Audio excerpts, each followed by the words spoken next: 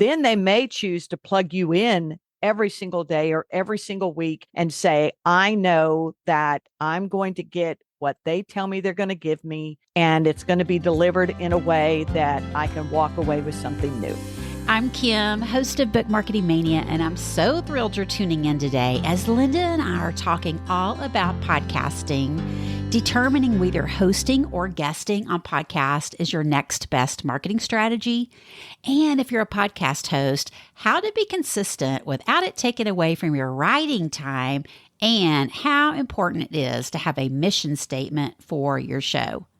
Y'all, Linda hosts two podcasts, the Best Writing Life podcast, which is a podcast sponsored by the Blue Ridge Mountains Writing Conference, and her own Staying Real About Faith and Family podcast. Linda's an author, a life coach, and a podcast coach, and we met in person at the Spark Christian Podcasting Conference last year, and she'll be speaking again later this month, and I can't wait as she is one of the most generous gals I know.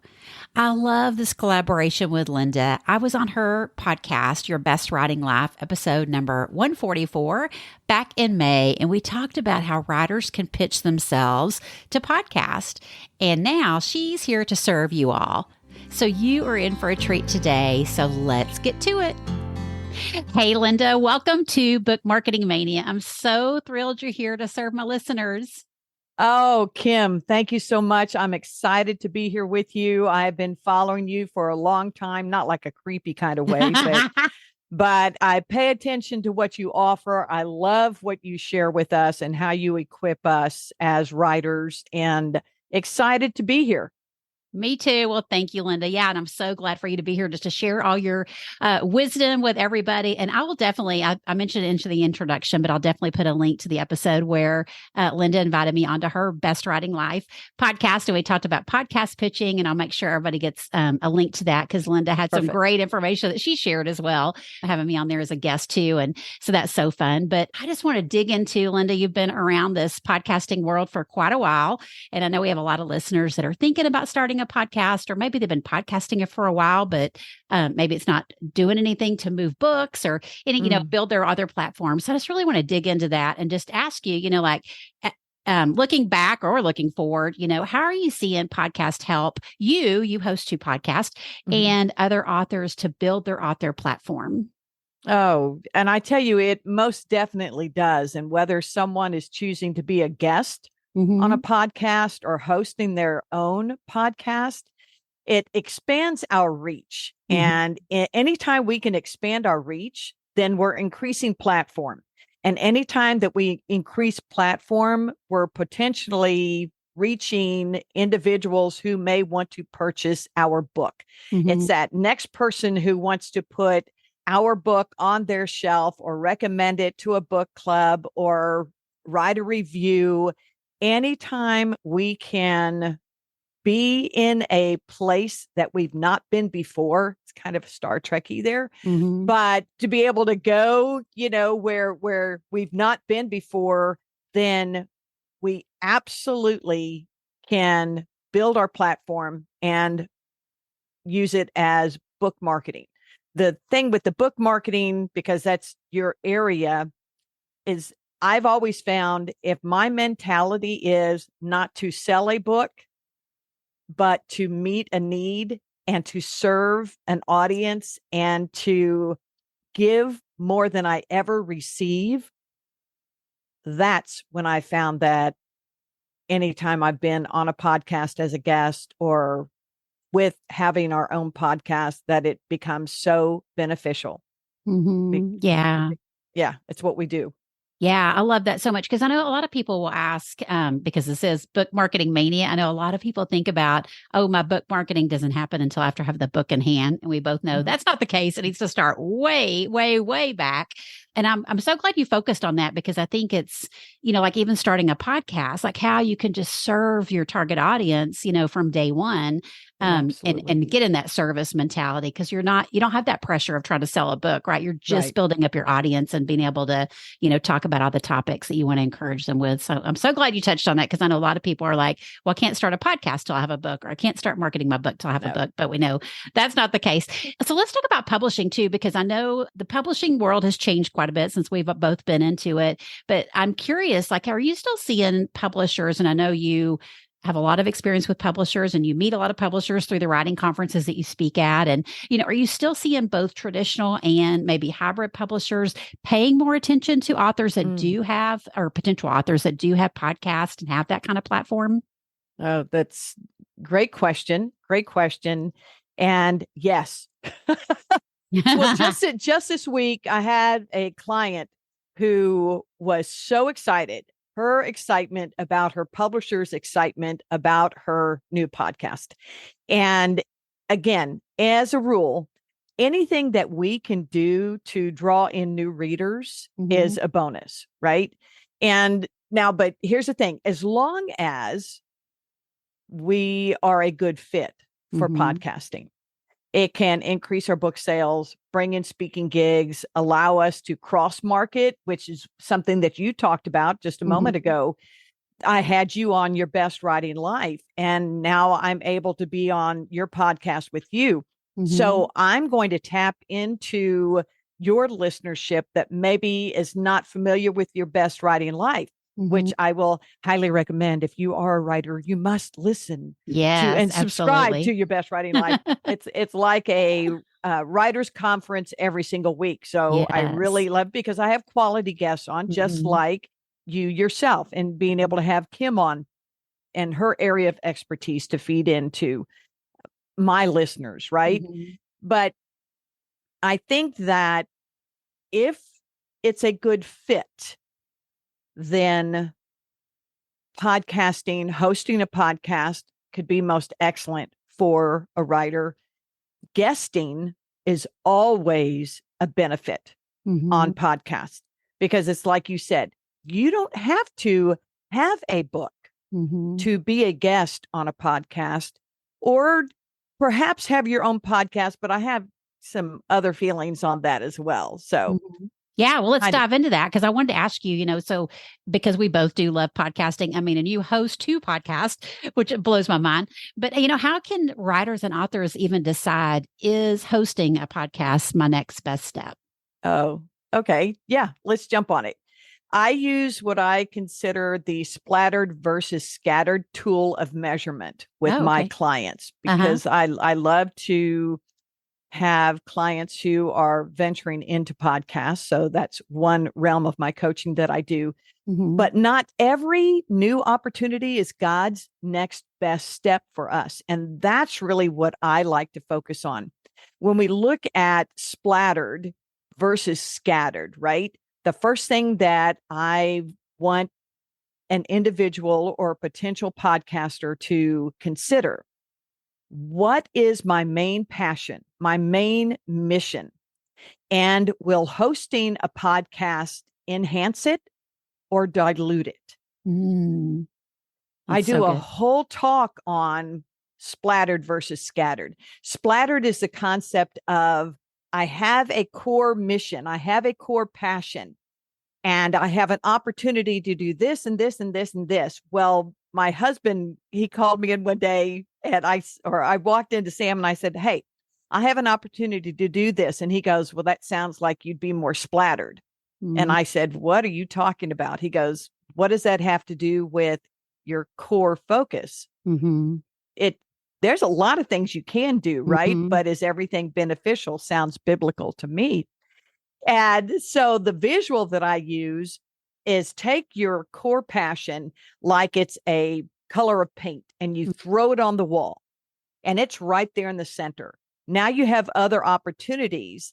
And as other opportunities come, you throw that paint on the wall as well. Well, some of the paint is not even going to connect to your core passion. It's just another thing. It's something else. It will dilute the impact of our passion, not necessarily enhance it or improve it. So the 2 concepts here, if we're looking to build our platform, I think that we may do better guesting on other podcasts. Thereby, as I mentioned earlier, we're going to reach an extended audience who is our audience, but those that aren't currently recognizing us in the industry. Whereas if we already have published books, we have a following and we have a strong message, and we can then develop multiple episodes and possible series of episodes based on our content without distracting from our passion, if that makes sense. Yeah. Yeah. That's such a great visual of the paint on the wall. I love just thinking about that. Yeah. Cause I'm like, oh gosh, today. And again, that's something that's changed over the years is that, I mean, there's always been so many things you can do to market your book or to build an author platform. But now with the online world, there's just so many things that we get, in our faces. And it's like, oh, should we jump on this train or not? And yeah, maybe not of it as, for today. But so yeah, even though we are very passionate about a podcast, maybe hosting one is not your next best step. You really have to evaluate that between you and God. But I love, so Linda, of course, my heart that you say guesting is, because yeah, anybody can be a guest. And that's another question I get a lot too is, well, do I have to wait until I have a book, to guest on podcast? And we both know no.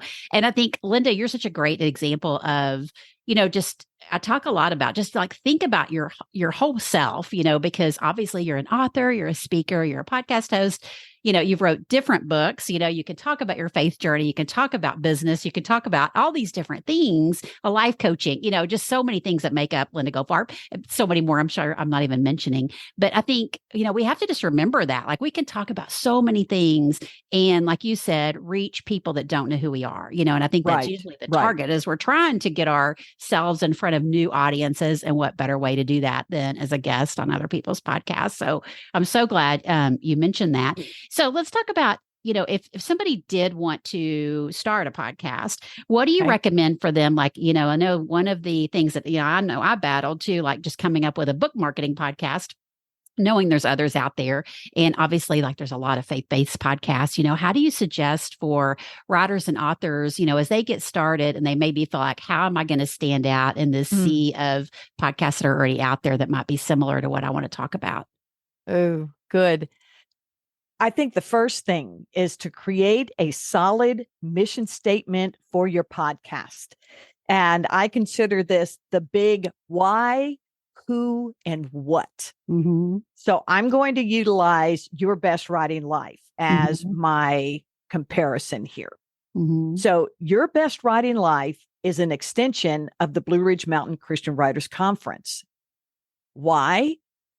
To keep the connection with our attendees and others beyond the conference, in between conferences. So we offer the who, which is Christian writers, the what, relevant and current industry content every single week to help them experience their best writing life. So I know what I'm going to bring for every episode. I have a solid understanding of who I am or who we are, what we represent, our why, who I'm wanting to reach, and how and what I'm going to do to accomplish that. So that would be the first thing is make sure that you know exactly, have that strong mission statement about your podcast. And then use a show name and episode titles that say actually what you're going to deliver. Don't make something cutesy. Yeah. I mean, don't make it like, oh, but it's a real cute name. Or it's a blah, blah. Evenings with Jane. Okay. If I don't know Jane, I'm not going to, what I say is don't be cute, be Google worthy. Yes. Don't be cute, be Google worthy. Yeah. What is your audience Googling? What are they looking for? What answers do you have that they're going to put into the search bar? When you have that, utilize it for your episode titles. Utilize it for the name of your show.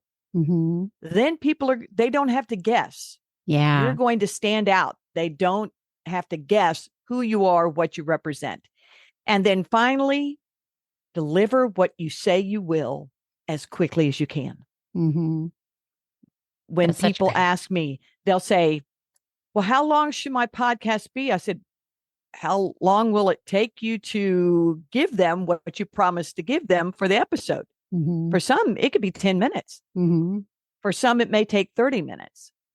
But whatever it is that you promise in your episode title, how to XYZ, get to it. Yes. Share it with them. They love you, or they may love you, or they may be learning to love you, but they're going to love you more when you can deliver concise content quickly so they can get on about their day. Then they may choose to plug you in every single day or every single week and say, I know that I'm going to get what they tell me they're going to give me, and it's going to be delivered in a way that I can walk away with something new every single time. So deliver what you're going to say as quickly as you can. Yeah, that's such great advice, because that is a question a lot of people ask about when they're starting a podcast is, how long should my episodes be, and, what to include. And I know I was listening to one of a favorite podcaster of mine that I've learned a lot about podcasting from, and I admire her and love her podcast and everything. But like this show this week, it was just like, she just went on and on, like I was, and I'm sure we're just starting to get shorter attention spans. But, I went to look at it and I was like, hey, I've already forgotten what this episode is supposed to be about. What am I supposed to be learning? But I always learn something, but I went and looked at it because I was like, okay, here's the title. But then there was a lot of promotions in the beginning, which I know, I mean, I'm a marketing person like you. We got to promote stuff, but it was just kind of, there were so many call to actions in the beginning. And then like halfway through the episode, she finally got to what we were supposed to talk about. And I was just like, oh my gosh, like lesson learned. Don't do that. Like you totally lost me on that. So I may not be as excited about the next episode, So I think that's such great advice for sure. So if our listeners are thinking about, okay, I think this is what I need to do is to start a podcast. What do you recommend because I know like on your show, the other thing I want to say about Linda's Your Best Writing Life for sure is you do have fascinating guests, and I love that it's connected to the conference. I wish more people would do that, right? Because you kind of get a taste of the conference if you haven't been, right. And then after the conference, you're just getting all this amazing content. And I love it's like, because usually when you leave a conference, you're like, oh man, I got to wait another year to get back to it. But now you're getting something weekly. But I want to say that Linda also does amazing solo episodes. So you can learn so much from Linda on the podcast, as a solo or a guest. So I'm curious what you recommend for people that are just starting out. Do you recommend them to have a solo show or a interview show or both? Okay. Well, to me, it depends on their strengths.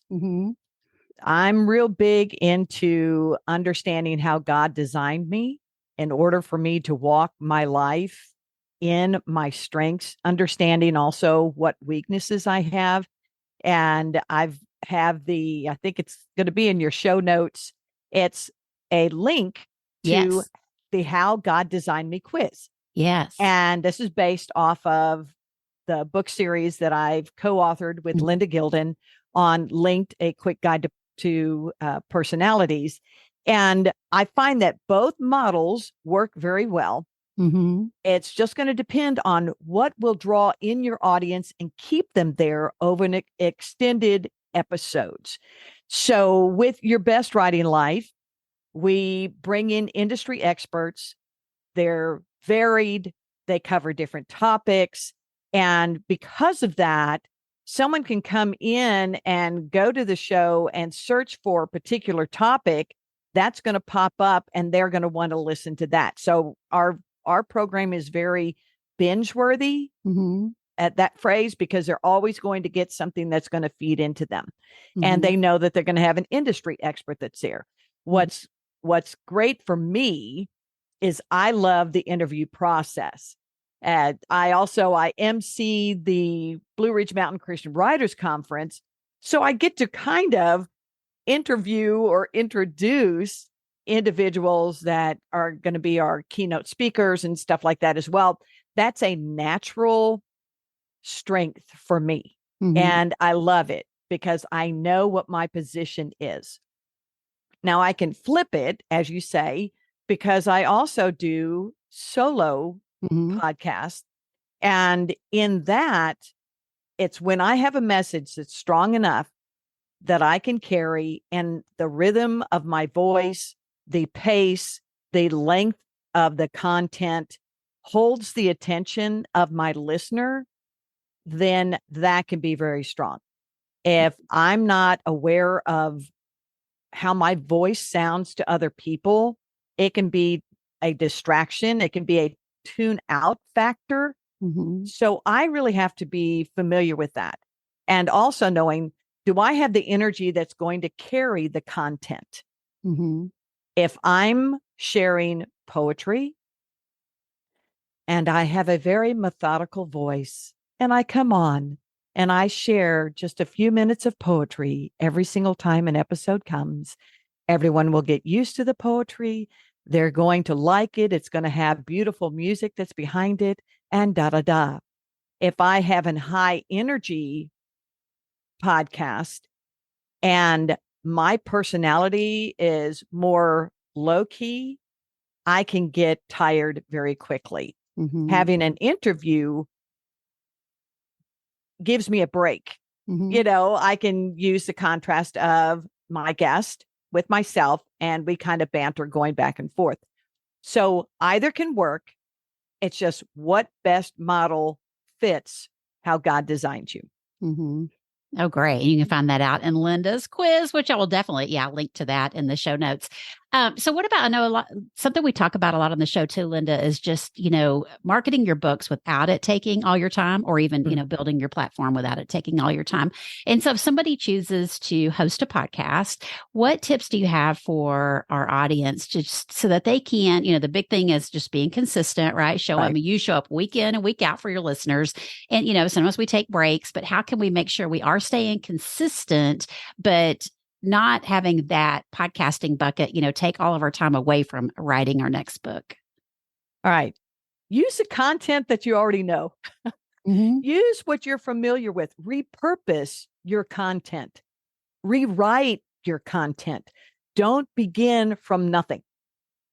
Just do what you are familiar with. And I always, with my clients, I'll always say, okay, let's come up with 25 episodes right off the bat that's going to be consistent, that's going to deliver the content that you are promising. And that way you've got almost half a year. If you're going to go live, drop once a week. So with that, it's taking what you already know. If you're researching on a project and you're getting extra research material, you can use some of that. Maybe it's not going to go in your book, but it's something that's going to feed into your listenership. Use what it is that you've already got. Don't start slicing into the time that you have in your writing. Are you going to find out that you're not going to be writing as well and as consistently as you usually should? Yeah, that's great advice. Yeah, it's because I think that's a lot of people, and I know this has changed again over time since we both started our podcast, but, I think the process used to be so much more time consuming, and we've gotten, as you get going, you get a lot smarter with it, and you can maybe outsource some of it or use technology as your assistant. So it doesn't have to take as long as everyone hears it does. And I think, like you just said, you just have to decide how much time do you have to devote to it, and that's the time that's not going to take away from your writing time. And then make sure you can fit that in. Just, that's the time. I think I heard somebody talk about that one day. Like it was like, whatever time you give yourself, that's how long you're going to take to get whatever task done. I can't remember how something like that. But I was like, I always try to remember that. Like, just if this is the amount of time you have, that's not your writing time, then that's your podcasting time. And yeah. I like what you said, because I didn't even go to the area of hiring a virtual assistant, hiring a associate producer. I did that with Your Best Writing Life. I have an associate producer because I found that what is my best use of my time and what can I outsource and have someone else do. So she contacts the guests and she brings those on. And we also create our intake sheets, everything that we have, like utilizing Calendly, right? So we can book people. So there are ways that we can kind of fine tune what we don't necessarily have to think about or create every single week. And if we can get someone else to do it, yes, That's what we want to do. Create those memes, create everything that we're going to use to market. If we can outsource it, I'm all for that. Mm-hmm. Yeah, that's great. Well, so tell us if Linda, if somebody is like, okay, I've heard enough, like I am gung ho, I want to start a podcast. How could they work with you? I know you do podcast coaching. Can you tell us a little bit about that? How that our audience could work with you if they are ready to start a podcast? Thank you so much. Well, first and foremost, I limit the number of people that I work with. Mm-hmm. And the reason I do, you kind of led into it at the beginning. I do lead an active life. Mm-hmm. And, truly Sam and I, my husband, Sam and I, we are empty nesters with a full life. Mm-hmm. And we have our time set for God first, then Sam and I, family, and then the rest of the stuff. Mm-hmm. So we look at what is on, or the amount of time that we have on our schedule. And I look at my clients with earnest. Mm-hmm. I spend a lot of time behind the scenes working with my clients, and I want to give them the best of me that I can in reaching their goals. That said, I create different session bundles mm-hmm. for the needs of my clients. I have a client currently that actually is utilizing each of my coaching segments. I do clarity coaching for people that are kind of stuck and they're like going, okay, well, I'm here. I'm not sure what it is that I want to mm-hmm. do, what God wants me to do in my life, blah, blah, blah. And then also speaker coaching, because I've been doing that for years, and then podcast coaching. So I have this particular client who wants a podcast. She knows she believes she knows the direction she's going to go with the podcast, but it is several months out. Mm-hmm. In that, we're also developing her signature speaking talk, and we are kind of breaking down what's holding her back from being successful in this area. So with her, she's utilizing all of me mm-hmm. in that. So we have a 1-year agreement. Mm-hmm. That doesn't happen with all of my clients. Yeah. I have other clients that are project clients. Mm-hmm. And if someone is wanting to begin a podcast, we start out with, do we fit? And that's a free session that they can, we come together for 30 to 45 minutes. And we decide, does your need fit my wheelhouse of what I can bring you? And I can take a client from concept through the launch of their podcast, mm-hmm. which covers everything. Again, coming up with those at least 25 topics, helping them to know which podcasting platform is best for them, understanding what their time structure is going to be, looking at their images, just every mm-hmm. aspect of podcasting. It could be that someone just wants training in the area of, how do I interview best? Mm-hmm. I want to have a podcast, but how do I interview? What type of forms do I use? Mm-hmm. Those are things that I also help. So I really do custom whatever the need is for that particular client. Mm-hmm. That's so great. Meeting such a big need. Yeah. Because I know there's a lot more that Linda can serve everyone with if you're writing or, you're an author today or certainly a podcaster. So this has been so good. So I wanted just to remind everybody to be sure and check out Linda's podcast, Best Writing Life. And we'll definitely put a link in the show notes for her quiz. So you can go find out more about, how God has made you, and also more about Linda's books that she can, walk you through that once you kind of go through the quiz. That'll all be amazing. And I'll definitely put it in the show notes. And Linda, I knew that this would be incredible, and I could talk to you for hours about podcasting and speaking and writing and all kinds of things. But to wrap it up, I would just love for you to share, where do you prefer for our listeners to connect with you online? Because I know many of them are going to want to. Oh, lindagoldfarb.com. You'll find out more about me than you've ever wanted to know. And linda@lindagoldfarb.com. Send me an email. Ask me questions. I love to be able to connect with you. And I always get back to anyone who sends me an email. I will get back to you. It's me. It's not someone else that's going to reply. It will be me. And also, visit me. I'm at several conferences. I'll be at the Florida conference. I'll be at, the Spark. Yes. Spark Ignite conference, which is going to be held in Houston. It's a huge podcasting conference and put on by Misty Phillip and her husband, Peter. And it is just fabulous. I highly recommend that.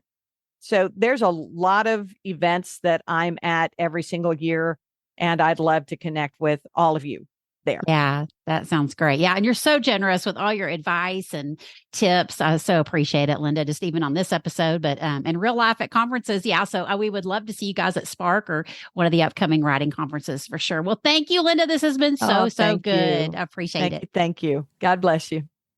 Oh, goodness, y'all. Don't you love all the wisdom Linda so graciously shared? If you're a writer or author, I highly recommend her podcast, Your Best Writing Life. And we hope to see some of you at the Spark Conference this month. But if not, each year I always air an episode of my takeaways, and no doubt there's going to be many from Linda. And be sure to click the follow button in your podcast player so you don't miss an episode. And thanks for tuning in today. And as always, I'll be there for you next time to help you build your audience and market your book one podcast at a time. See you then.